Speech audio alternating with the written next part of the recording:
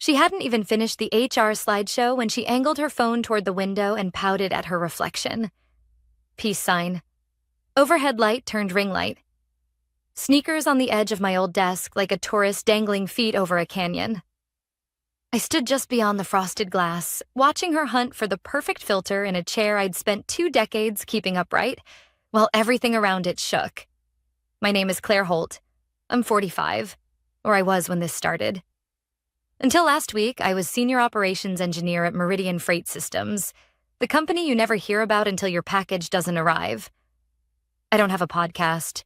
I don't walk and talk for the company Slack. I learned where the system creaks when the weather turns and which server needs a tap on the side like an old radiator. I saved us quietly, more times than anyone bothered to count. Do you mind taking a pic? The intern asked me, mistaking my silence for free time. The new hire, Zoe, 22, big eyes, bigger phone, posed with the caption already typed in her head.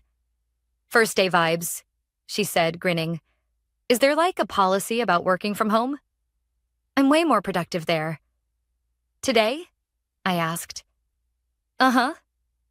Not really, I said, but it might be soon. My nameplate was still on her desk. My meeting with Mark, the kind of VP who underlines sentences in airport books and calls it strategy, had been 2 days earlier. Subject line: future fit discussion. His office smelled like orange peels and confidence. He smiled like he just remembered I had a birthday coming up. Claire, he said, voice smooth, practiced. Thanks for making time. I always do. He glanced at his screen like he needed the prompt. We're modernizing our stack, he began, folding his hands. We need to reposition, bring in fresh energy. People who reflect where we're going, not just where we've been. There it was, the choreography. We're incredibly grateful, he continued, but you've been deep in legacy for a long time. It's not realistic to expect full fluency in the new platforms. For the business, it's better to transition to someone younger, I said. He blinked. More agile. I rewrote our failover protocol during the winter storms, I reminded him. From my car in a parking lot when the office lost heat. Yes, he said gently, like he was consoling a child. But culture is changing. He slid the envelope. 3 months. Healthcare through quarter end. A letter of appreciation if I wanted one. I don't, I said. He waited for a reaction. Anger, tears, a bargain. I buttoned my blazer, thanked him for the opportunity, and wished him luck with the new systems. He looked almost disappointed that I didn't make it easy to call me emotional on the way out. On Zoe's first day, I handed her the access badge still clipped to my belt. I left a list of passwords with IT, not on a sticky note. Despite the myths, I'm not reckless. I rubbed the dent in the armrest I'd carved with late nights and clenched hands. No one looked up. No one followed me to the elevator. The doors took their time, like the building was deciding whether to keep me. At home, the quiet felt unnatural, like a fridge that stopped humming. I brewed coffee the slow way and let the steam dress the kitchen. No pings, no red banners, no escalating threads with my name in them. On the counter, the framed photo of my daughter at 9 stared back. Missing tooth grin, glitter shoes. She's 16 now. I've missed more school plays than I'll admit. Just one crisis, I used to tell her. I'll make the next one. By mid-morning, the first text came. Wait, what happened? Then another. Zoe asked where the shared drive lives. An hour later, Mark told the team it was mutual. Said you didn't want to evolve. I let the screen go dark. Curiosity won once. I checked the internal directory. My name was already gone, like a patch rolled back overnight. I took a notebook and drew a line down the center. On the left, names of people pushed out in the last 18 months. Quiet exits, no memos. Reorgs that never touched the executives who approved the downtime. On the right, what those people had built, billing rules no vendor could replicate without a year of false starts. The nighttime batch script only 3 of us knew to bless in a particular order. The vendor relationships that weren't in any CRM.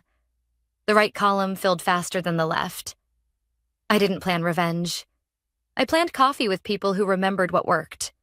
Paula from compliance, now consulting part-time while caring for her dad.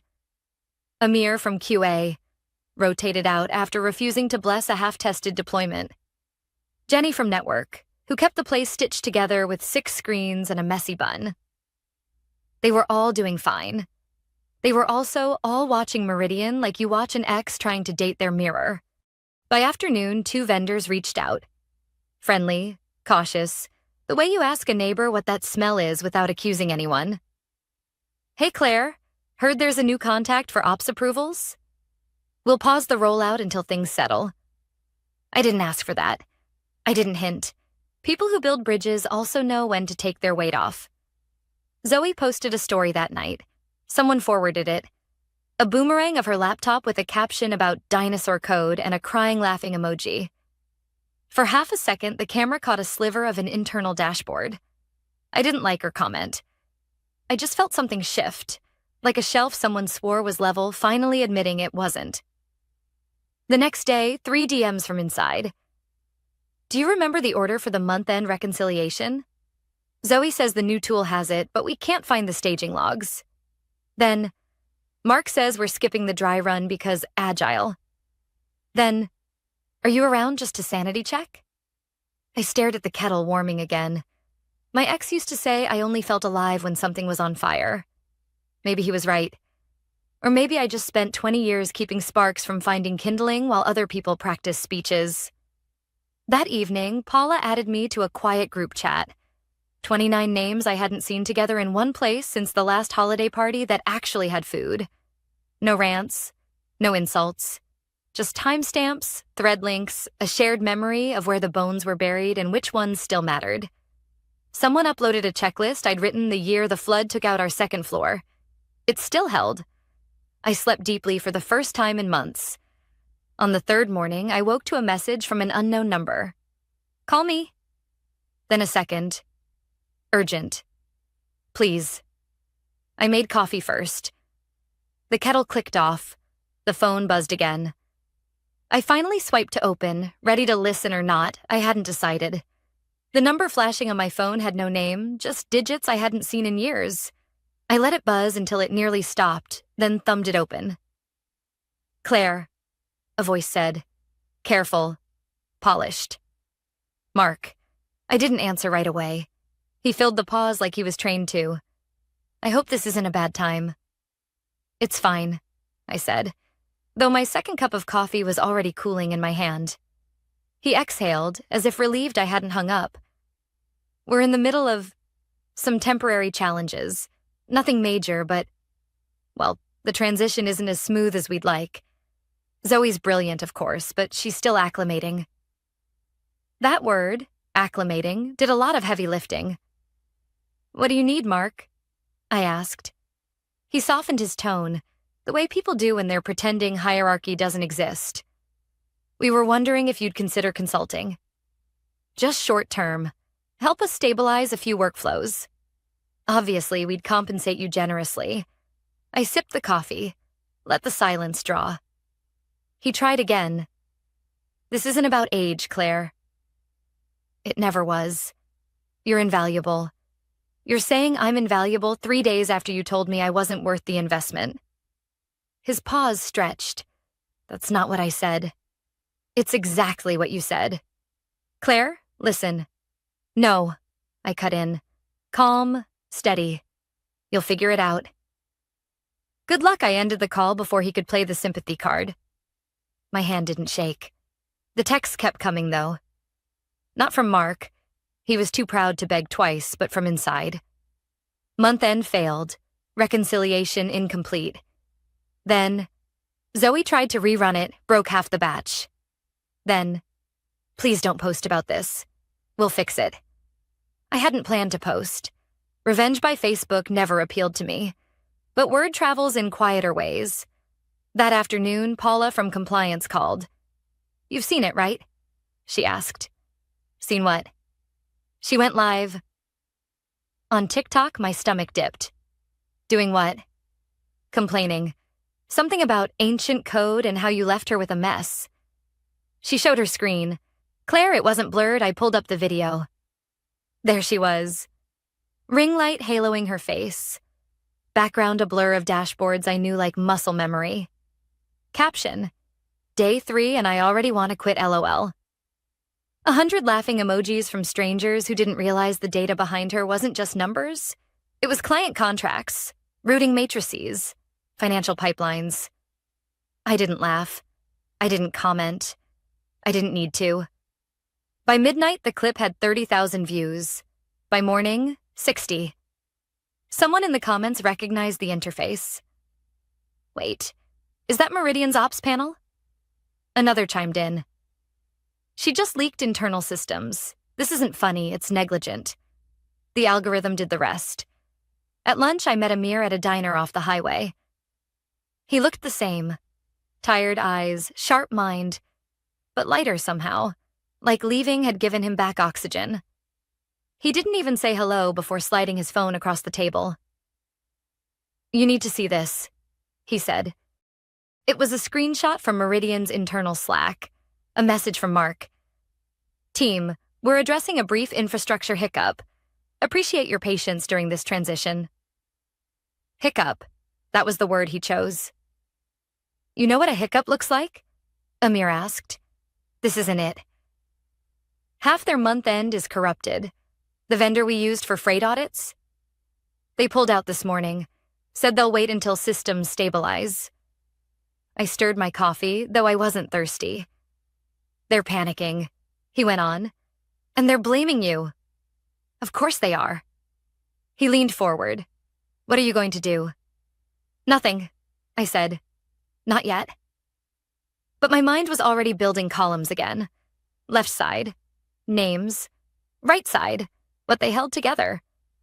We'd carried Meridian like scaffolding no one bothered to maintain. Remove the scaffolding, the building doesn't fall immediately.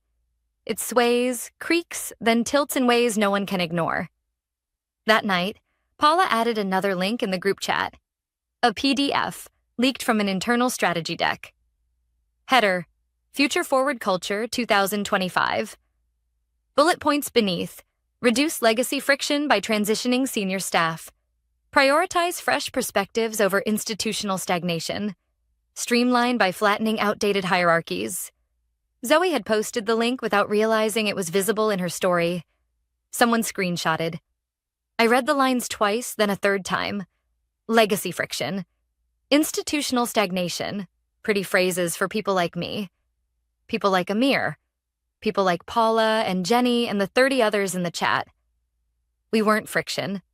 We were the gears. Before bed, I forwarded the deck to an old acquaintance, a journalist I hadn't spoken to in years.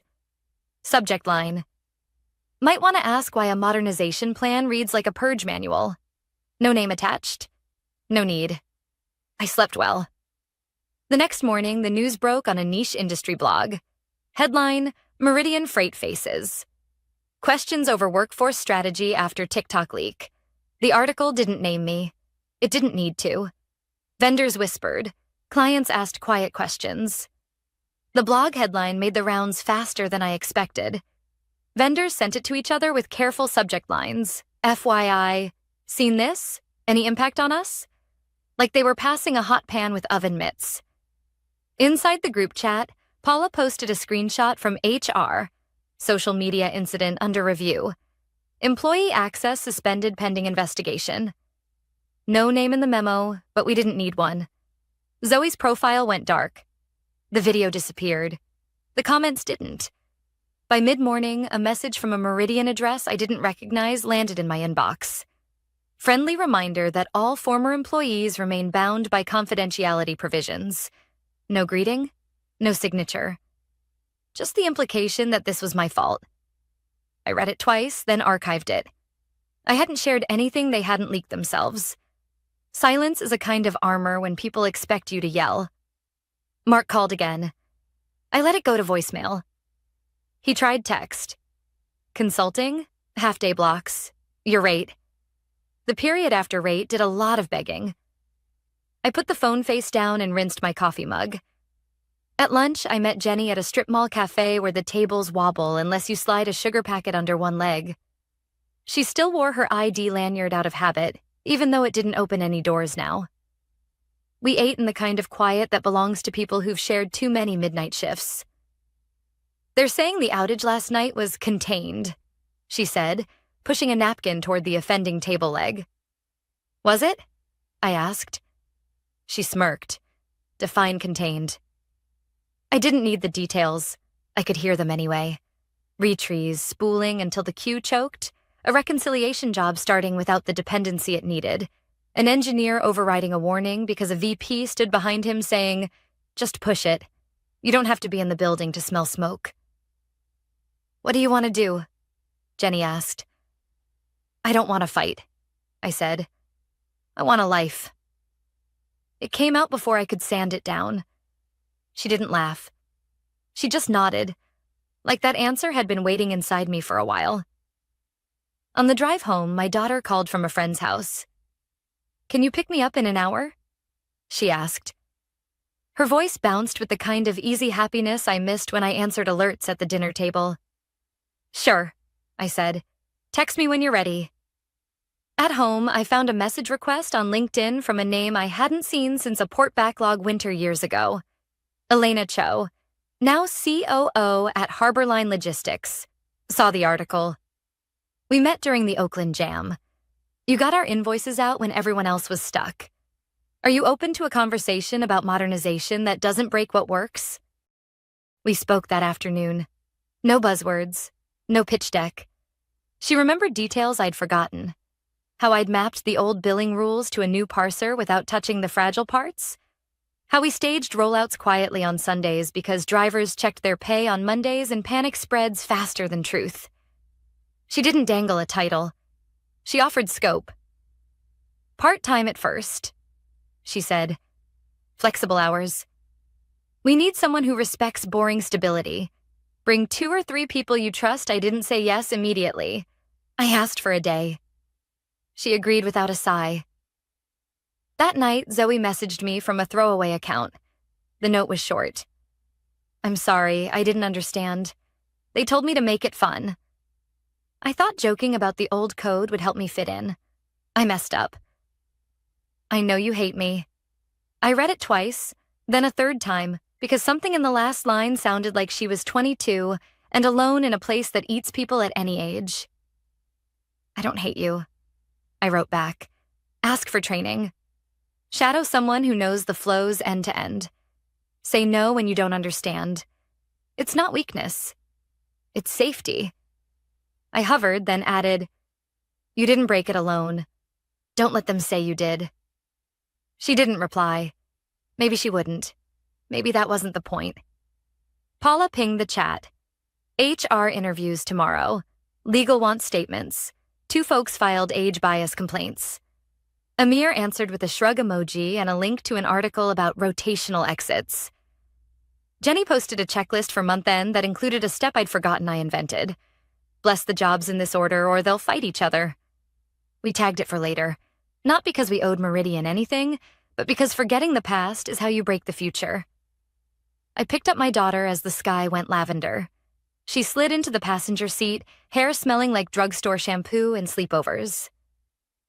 "You seem different," she said, studying my face the way kids do when they're trying to read weather.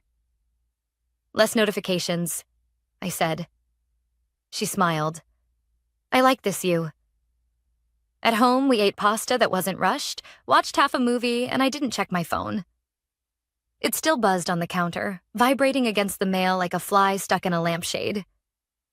When I finally flipped it over, Elena's message waited. "Take your time. If you're in, we start small. Your conditions, not ours." Conditions. The word felt like oxygen. I typed, "I'll come if I can bring 3. Compliance. QA. Network. We do this slow. No performative launches, no cameras, just work." I stared at the cursor, then hit send. Her reply came back almost immediately. "Deal." In the morning, the industry blog posted an update. "Vendors pausing, clients asking for assurances, Meridian promising a new era of transparency without saying what went wrong. Mark's public post used the word resilience 3 times and legacy twice. None of it the way those words mean anything. I brewed coffee and opened a new notebook. Not columns this time. A list. What a stable system actually needs and what it doesn't. I added names at the top. Paula, Amir, Jenny. Then underlined them once like a promise. Before I could close the cover, my phone lit up with a new unknown number. I let it ring. It almost stopped before I answered. Claire, Mark said, breath already thin. We're escalating. We need you in the building today. I looked at the list, at the 3 names, at the life I'd started to sketch in the margins. I didn't raise my voice. I didn't explain. No, I said. I'm not coming back. He started to talk about offers and rates and urgency, words stacking like boxes in a hallway that never gets cleared. I set the phone on the counter and let him finish his speech to the air. By the time I picked it up again, it had gone quiet. A new text blinked from Elena. Conference room reserved for Monday. No speeches. Whiteboard only. I wrote one more line under the list. Build what lasts. Then I closed the notebook, turned off notifications, and let the house be quiet. Monday morning, I didn't drive to Meridian. I drove across town to a co-working space Elena had rented.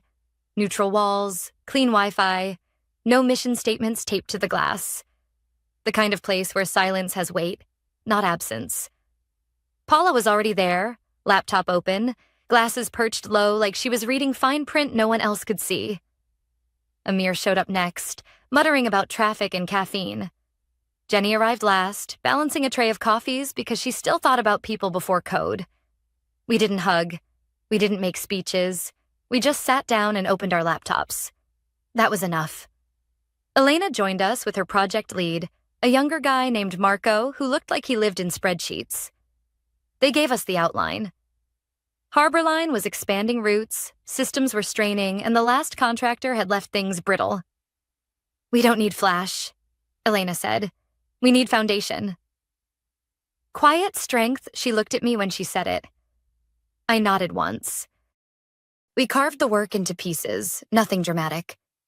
Compliance flows for Paula, reconciliation scripts for Amir, routing backbones for Jenny.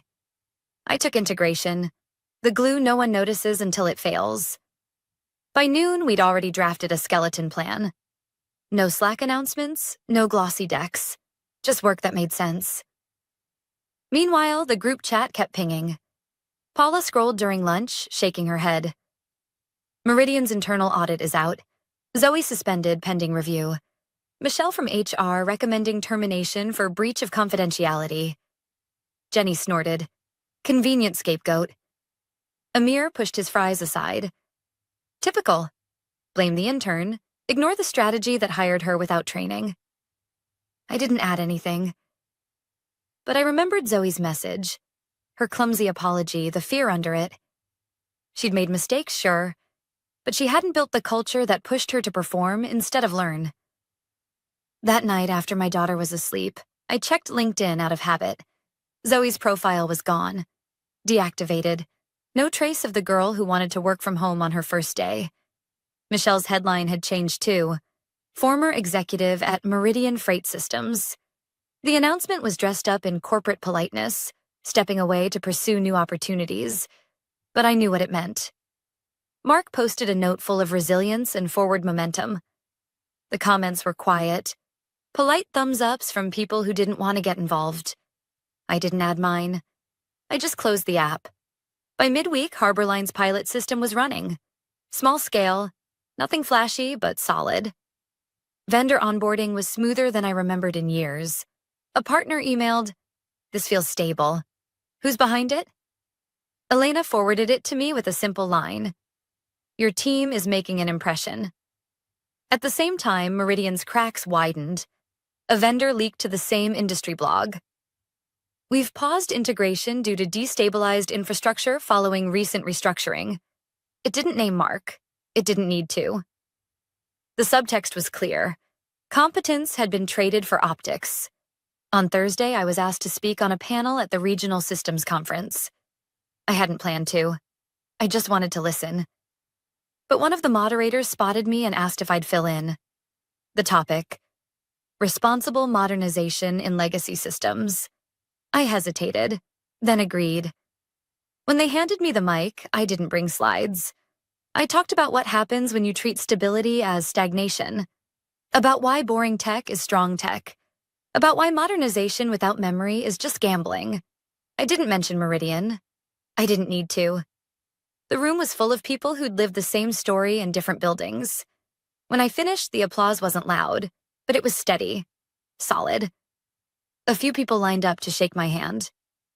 Then I saw her. Michelle, standing near the exit. No entourage, no lanyard. Just watching. Our eyes met for a second. She turned and walked out. I didn't follow. Back at the co-working space the next day, I onboarded 2 more engineers. Both over 40, both brilliant, both discarded by companies that claimed they needed cultural agility. No TikToks, no hashtags, just quiet coffee and commits that actually worked. By Friday, our system was outperforming what I'd built at Meridian in both speed and stability. Not pretty, not flashy, but it held. Meridian's press release dropped the same afternoon. They were rebranding, calling it a new chapter. New name, new logo, new slogans. None of it addressed the outages, the clients they'd lost, or the people they'd pushed out. I stared at the bright colors on the page and thought, you can't patch over rot with paint. That evening, my daughter and I cooked dinner together. She grated cheese, I stirred the sauce. She glanced at me, smiling. You don't look tired anymore. I feel lighter, I said. She leaned her head against my arm. I like this version of you. Later, when she was in bed, I sat with my notebook. Not columns anymore. Just a sentence I wrote slowly, like carving it into stone. Relevance isn't what gets seen. It's what keeps running when no one's looking. I underlined it once, then closed the book. And just when I thought the story had finally quieted, my phone buzzed again. Unknown number. I almost ignored it, but the preview made me pause. Claire, it's urgent. We need to talk about... I let it ring. I already knew who it was, and I already knew what my answer would be. The urgent text wasn't from Mark, after all. It was from Meridian's general counsel. Carefully worded, friendly on the surface, teeth underneath. We hope to speak informally about a possible short-term engagement to support our recovery efforts. I set the phone down and watched the steam lift off my mug. A minute later, Mark called anyway. Claire, he said, voice tight. We're at risk of losing our biggest client. The board is concerned. I can get you whatever rate you want. I let him talk. He cycled through flattery, urgency, nostalgia. When he finally paused, I said, You don't need me. You need to listen to the people who keep telling you the unglamorous truth. We don't have time for that, he snapped, then caught himself. I mean, we need a quick stabilization. There isn't a quick version, I said. There's the right one or the expensive lesson. Silence. Then softer. We made mistakes. Zoe didn't design your culture, I said. She just learned it out loud. He took a breath that sounded like defeat. If you change your mind, I won't. I ended the call. My hand didn't shake. At Harborline, our room grew louder in the best way. Keys clicking, whiteboard markers squeaking, Jenny's quiet got it when a stubborn root finally behaved. Paula mapped controls so cleanly the auditors would have to invent reasons to frown. Amir rebuilt the reconciliation sequence so it could recover from human error without panic. I handled the glue code, the parts that made all the other parts hold hands without noticing. Elena kept her promise. No speeches, no ring lights, no hero narratives. When a partner sent a note, onboarding never felt this steady. She put it in a folder named Proof, Not Hype, and got back to work. The group chat hummed with updates from the old world. HR interviews happened. 2 age bias complaints moved to formal review. A vendor paused integration, pending environment stabilization. Meridian posted a new value statement about resilience that used a lot of words and said very little. The rebrand launched with a glossy video and comments turned off. Zoe wrote to me one more time, from a personal email this time. They let me go, she admitted. I deserved some of it. I didn't know what I didn't know. I got an interview at a mid-sized shop where they do actual training. Do you think I should even try? Yes, I wrote back. Ask questions until you're annoying. If they make you feel small for asking, leave. Find the place that treats caution like a skill. A day later, she replied, They offered me a junior role. No social posts, lots of shadowing. I'm going to say yes. I wished her luck and meant it. The next week, Meridian announced a leadership transition. Mark's photo disappeared from the website. A board member slid into interim. Michelle's post about new chapters sank without ripples. The industry blog followed with a quiet piece. Sources say a series of rushed changes preceded recent outages. No fireworks. Just dots close enough together that anyone could connect them. Elena asked if I wanted to make a statement to the reporter. Set the record straight, she said. I shook my head. The record's in the uptime, I said. She smiled like she'd been waiting for that answer. On Thursday, my daughter had a recital. It's the sort of event I used to attend with one eye on the stage and one eye on my phone. I left the phone in my bag. She scanned the audience until she found me. I lifted 2 fingers, our tiny sign from when she was small, 2 taps to say I'm here. Her shoulders dropped. When she bowed at the end, she looked for me first. I clapped until my hands hurt. That night, Elena forwarded a note from Harborline's CFO. Whatever you're doing, keep doing it. First clean audit in 2 years. She added a smiley face, then deleted it, then added it back. We celebrated the way boring people do. We checked the dashboards, saw everything green, and went home on time. I still got the occasional ping from Meridian addresses, some arrogance, some grace. One engineer wrote, We should have listened to you about staging. Another said, If there's ever room on your team. I saved his email. Not as a trophy. As a reminder, people want to do good work if you let them. On Friday, I stood in front of our whiteboard and wrote the only rule that mattered at the top. Modernize with memory. Under it, I added 3 lines. If you don't understand it, don't deploy it. Boring and stable beats flashy and brittle. Ask for help before the fire starts. Paula nodded at the last one. Make that a policy, she said. So we did. A week later, Harborline greenlit Phase 2. Elena slid a contract across the table and said, Title if you want it. Or not. Just keep building like this. I asked for something smaller. Names on the change logs, credit where it belongs, reasonable hours, the ability to hire people who've been told they're too much or not a fit, for rooms that mistake noise for talent. She said yes to all of it.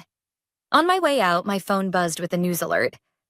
Meridian had concluded internal reviews and would refocus on core competencies. I didn't click. I didn't need to. I knew what the statement wouldn't say. That competence isn't a press release.